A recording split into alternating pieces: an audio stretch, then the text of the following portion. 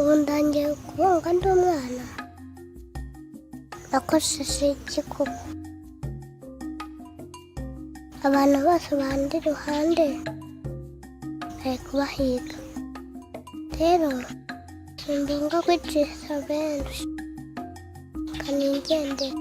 nahura n'inyamaswa nahura nazo ndi mu biganza byawe mana abana nanjye ibitambambuga by'ubu ngaho hambira amabingo mbi imbere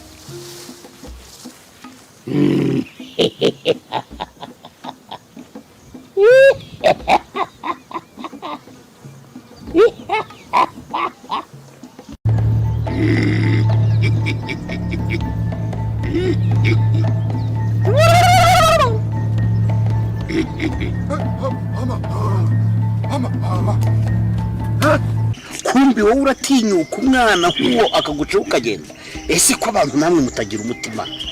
nk'uwo mwana yaguciye uramureka aragenda ate koko reka mama inyamaswa mbi ni umuntu inyamaswa mbi ni umuntu izina rya Yesu ese mwana ayo magambo uri kuvuga atangana nawe ibyo bintu wabikuye koko